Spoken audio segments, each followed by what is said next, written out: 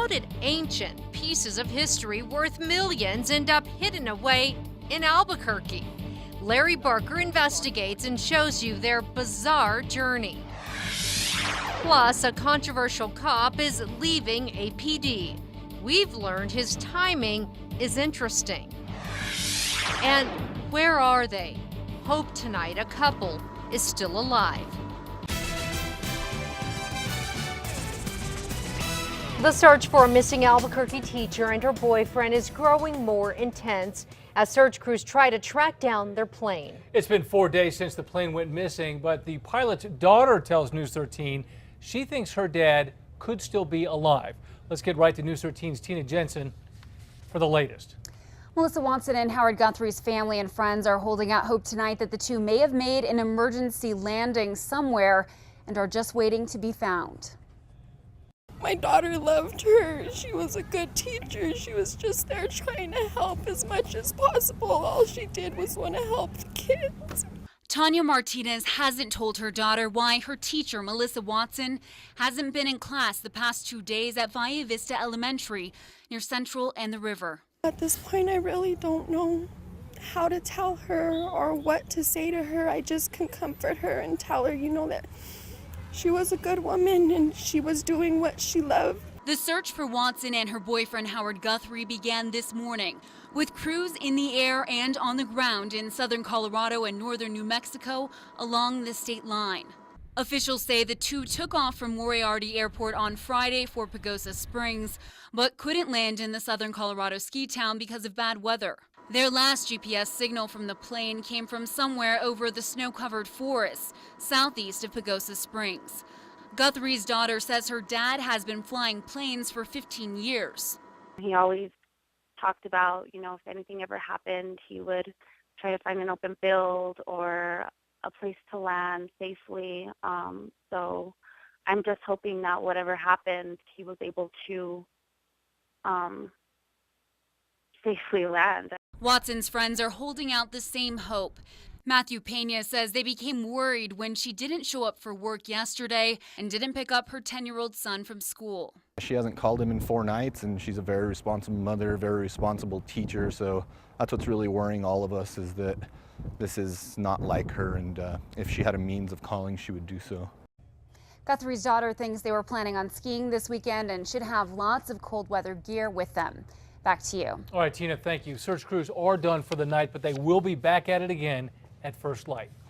One of the Albuquerque police officers who shot and killed James Boyd is retiring. And News 13 has learned it comes just as the internal affairs investigation into the officer was ramping up. News 13's Alex Goldsmith is live at APD headquarters with the story. Alex? Jessica, we've learned Keith Sandy is leaving just in the nick of time to avoid some very tough questions and in time to collect a very early retirement. It's been a controversial career for Keith Sandy. As a state police officer, he was fired in 2007 for taking money from a federal contractor while he was on the clock with state police. Soon after, he was picked up by an Albuquerque police department desperate to bring up the number of cops on the force. 7 years later, this March, Sandy was called to a standoff in the foothills between police and mentally ill homeless camper James Boyd. And soon after the flashbang went off,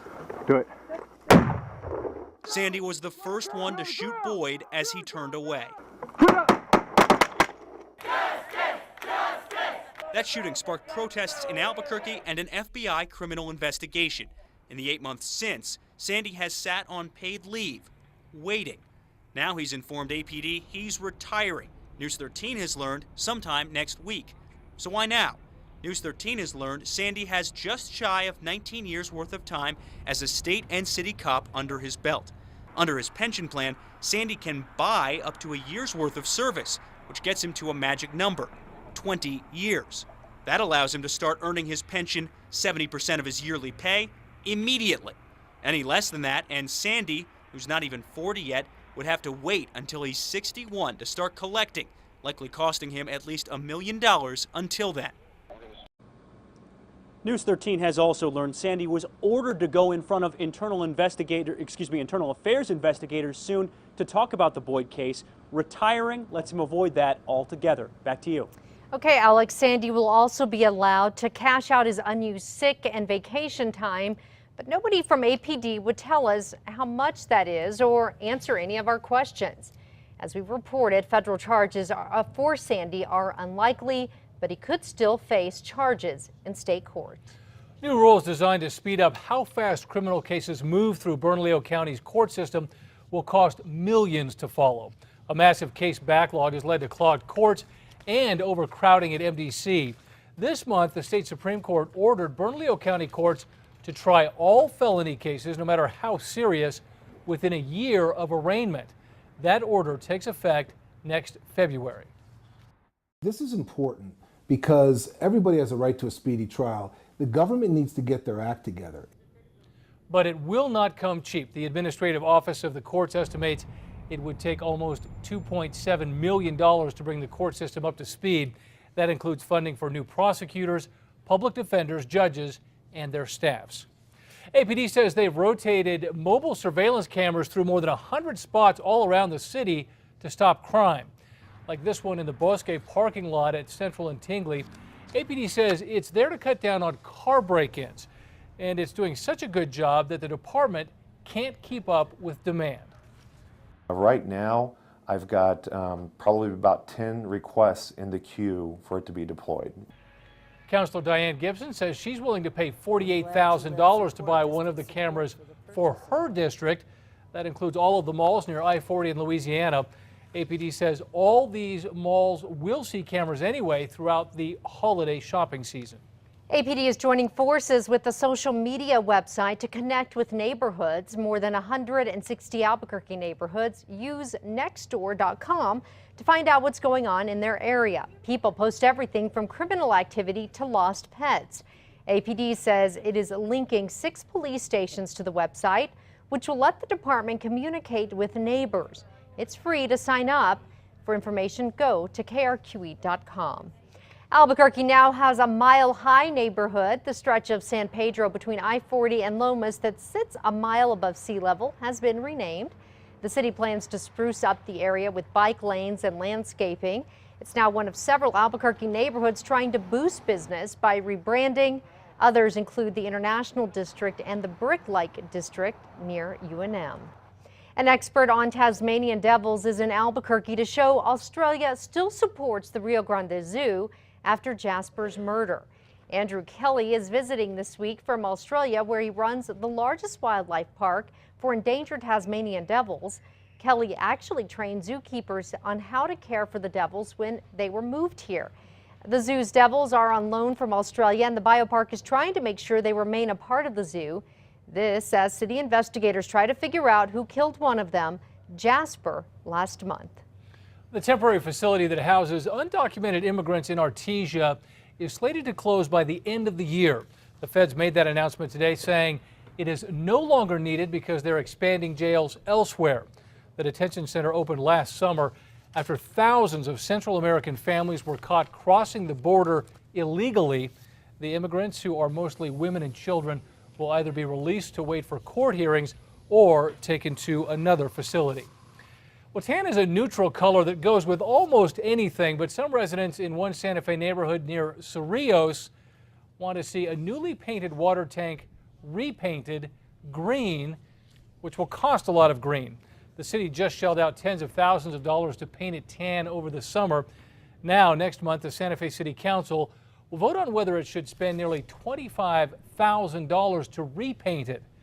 But not everyone is for that idea, saying it's a waste of money and that money could be better used elsewhere. The Big Apple is now home to the biggest and most expensive digital billboard in the world. The billboard, which was lit up tonight, is about the size of a football field. It takes up an entire city block and stands 8 stories high. Right now, this artsy animation is only being displayed. Google will be the first official advertiser next week, but details of the deal with Google have not been released. They're ancient, massive pieces of history worth millions. How they ended up in Albuquerque from Japan is bizarre. Larry Barker investigates at 10:14. Join us tomorrow on KRQE News 13 this morning. Some Albuquerque residents say they'll be blaming the Postal Service if thieves strike again, while they say their cries for help are not being heard. And we're going to see if that cold weather will finally break. We'll have your day planner forecast starting tomorrow morning at 4:30. Have a news tip? Send it to KRQE's Report It. Now, from the Newsplex, Dean Staley, Jessica Garrete, Chief Meteorologist Mark Ronchetti, and Van Tate with sports. This is KRQE News 13 at 10, reporting you trust. They are statues you'd expect to see in a world-class museum in a world-class city, but they're tucked away right here in little old Albuquerque in a place no one would expect, and no one's coming to get them. News 13's Larry Barker now with an investigation that reveals how the city of Albuquerque wound up in the middle of this international intrigue.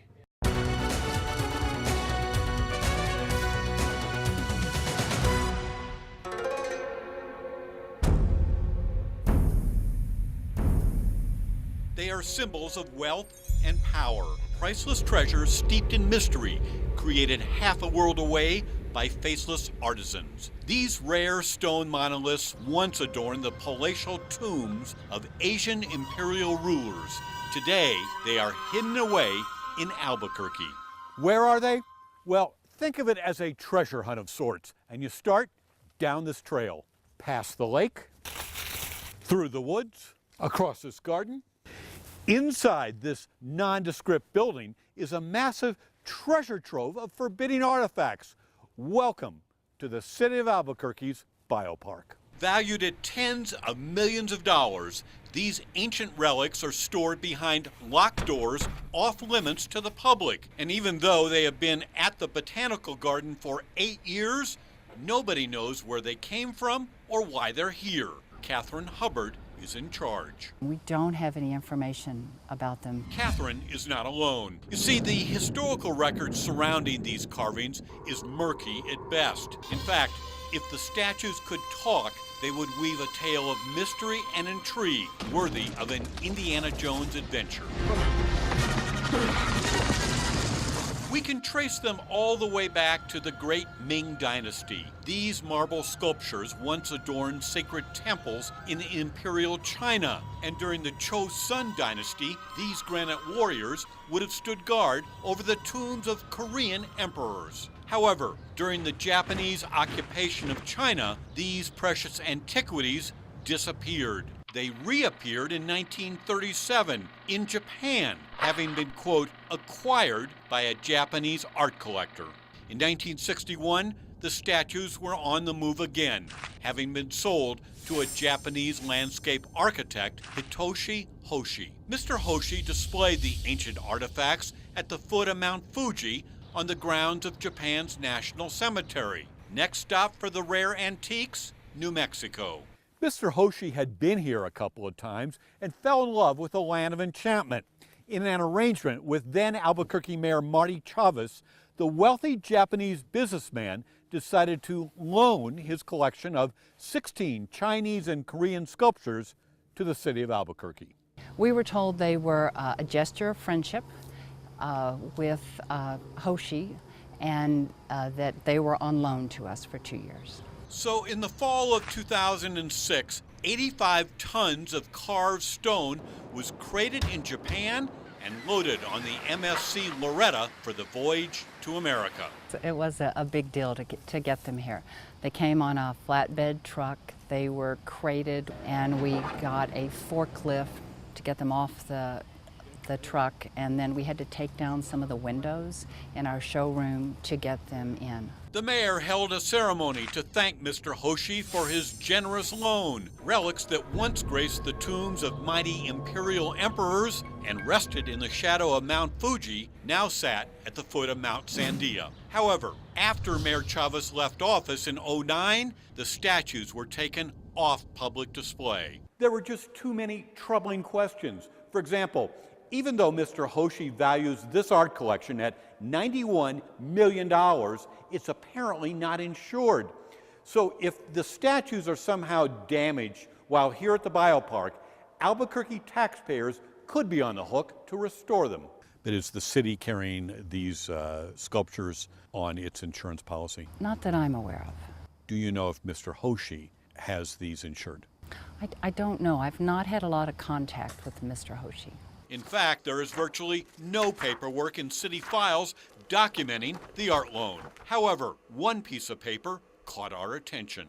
In this 2007 memo to then Mayor Marty Chavez's office, Mr. Hoshi asked the city to loan him $15 million so that he could buy and develop this piece of property in Santa Fe County. Now, Mr. Hoshi offered his Asian art collection as collateral for the 18-month loan. The proposal was rejected. So why is this rare Asian art collection in a Southwest botanical garden? We don't know, and neither does the city. How do these sculptures fit into the mission of the biopark? Well, that is part of the reason they are not on display, is that they don't fit in with our mission. Wouldn't these sculptures be appropriate for the Japanese garden? No, because they're Chinese and Korean. When they first came, we were, excited to be a part of this gesture of friendship, and we just feel like they just don't belong in our botanic garden.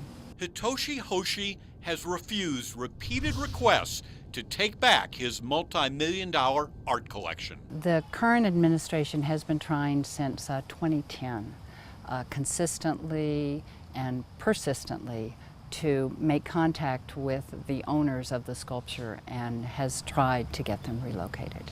Why are they still here? Well, there are 100 tons altogether, so it's a real effort to get them out. I'm not sure, from Hoshi's end, why they are still here.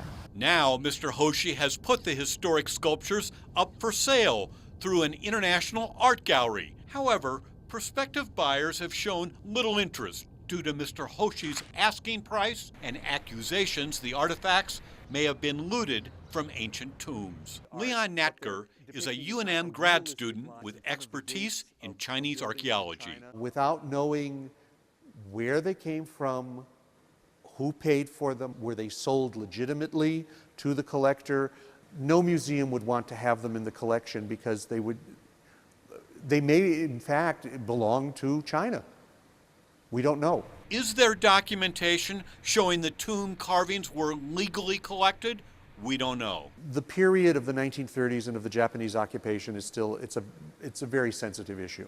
There is no museum with a truly legitimate reputation that is going to want to say, oh sure, we're going to buy these without having real documentation about where they came from and who really has the right to their ownership. In January, Mr. Hoshi will celebrate his 100th birthday. An associate says the Tokyo-based businessman is trying to raise money to return his art collection to Japan. Meanwhile, a room full of precious Asian artifacts sit in storage at the Albuquerque Biopark, gathering dust. It bothers me as somebody involved in the museum world that there is no authoritative answer to, where did these come from? Do we know when they were made, how they were acquired? All of that information is what will make them valuable for purposes of research and for purposes of display. The sculptures are here, they have been here for several years, and it's like, I guess it's overstayed their welcome. Basically, you're just storing the sculptures for free. Yes, we are. Just to move the sculptures out of this building and off city property will cost an estimated $60,000. Larry Barker, KRQE News 13. Well, to get a closer look at where the artwork has traveled and how it landed here in Albuquerque, we have it all online. Just go to krqe.com. That's an amazing They're amazing. story. Yeah, they're great. I'll take one in the backyard. I'll take one. I'll take one, but any more than that, yeah, it'd be a real problem. All right, let's start with this, you guys. You probably heard about this, the snow in Buffalo. This is a time lapse of the lake effect snow that's been coming into Buffalo. It's gotten up to 5 feet. Oh my God. And again, this isn't a storm per se. This is more of a flow pattern. Really cold air going over the Great Lakes, in this case, Lake Ontario. And if you get enough of a temperature difference between the warm water and the cold Arctic air, and it's thick enough and deep enough, and the flow is right, this is what you get. And you get staggering amounts of snow, and that's what they're getting. It's getting to the point where it's dangerous right now. We're talking about people's walls caving in on their houses. really not a kind of situation that you want to see, but that's what they're getting right now in upstate New York. And thanks to weather watcher Matt Grubbs, who came up with this Is that drawing video. moisture up from the Yes, water? exactly right. So you get the super cold air going above the warmer water, draws it up and wrings it out. And that's why it's such a devastating flow pattern, because if it goes on for a long enough time, you can end up with huge snow issues. All right, let's talk about our snowpack and how we're doing in our mountain areas. And we've gone to the SnowTel sites where we usually get these recorded values from, and we're up 35% over average in the Colorado San Juans. Now, remember in some of this that being in mid to late November, we're not talking about huge amounts of snow here, but we are 40% above average in the New Mexico San Juans as well. And things look good. Jemez 35% above average. Sangre de Cristo range 46% above average. So we're doing pretty well across the board. Now, really, that was just that one storm, but it definitely helped, and we've got to keep adding to that. 39 degrees in the metro, northwest winds right now at 5 miles an hour. Temperatures across the north, mainly in the teens and 20s, down to the south, dealing with temperatures in the 30s. Looking at what's going on with satellite and radar, not much across the area for now, but what we're going to get is a couple of quick and weak weather disturbances kicking their way through here over the next couple of days. So tomorrow we'll see a few more clouds across the area, nothing in the way of showers, and then another one likely on Friday before a bigger storm sits off the west coast and eventually heads in our direction. Now, track on this one looks key. At this point, it looks like it's going to dive a little too far south to score a direct hit here, but we could see a couple showers across southern New Mexico on Saturday. However, if we can draw this thing up just a little farther to the north, we could be in business for at least some southern mountain snow out of this particular system as it comes through. But overall, it's looking more and more like this thing will be too far south to be a huge factor across most of the state. And I'm just making this point just as well because I wanted to use this really cool turkey animation. And also, the most snowfall that we've ever had in Albuquerque on Thanksgiving is 3.2 inches, 1940. I'm just saying, there could be a storm on the way for Thanksgiving. I'm just saying, I don't know if this is going to matter. All right, I'm just throwing it out there. Just file it away. We'll see what happens. All right, let's go region by region across the area, and we are looking at temperatures for the most part in the 40s across southern Colorado. Partly sunny, cool conditions for tomorrow. More clouds as we head toward the weekend. 44 in Dulce, 48 in Farmington, 52 out in Gallup. Meanwhile, across the southwest, partly cloudy skies here. Temperatures in the 50s and 60s. Meanwhile, over to the southeast, breezy in the morning. And then we're going to see plenty of sunshine later on in the afternoon with temperatures in the 40s and 50s as well. Up to the northeast, partly cloudy, winds out of the south, 10 to 15 miles an hour. And we will see increasing clouds Thursday and Friday as well. Again, with these weak weather disturbances coming through, we'll get our fair share of clouds from time to time, but none of them look like big difference makers as far as precip goes. 44 in Edgewood tomorrow, 48 in Terrace, and 44 in Cedar Crest. And finally here in the metro, 40s and 50s. A cool start, and then partly sunny skies later on in the day. Extended forecast, temps top out in the mid-50s Thursday into Friday with a lot of cloud cover. Temperatures dive into next week. More on that as we get closer. You want to talk on Twitter at KRQE Mark. All right, sounds good. Mark, thank you. We'll be right back. Need a weather fix? Read Mark's weather blog on KRQE.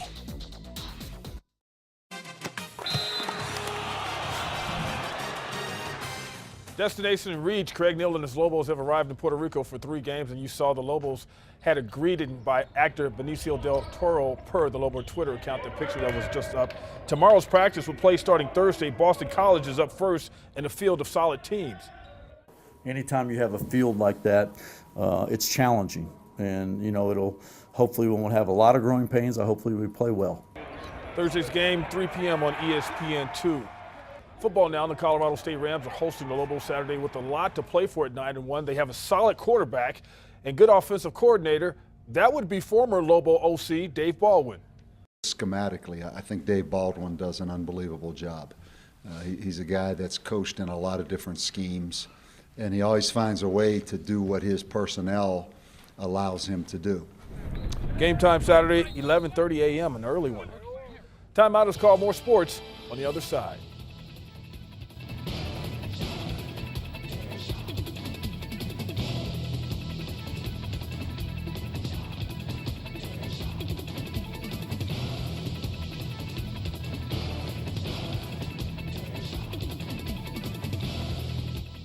We're going to have our hands full and, 23 days off. We'll see what we get. We don't know what's going to happen. We've been practicing with a purpose for weeks, so I think just making sure our level of intensity is up. It's been a long time since we played, so that's important.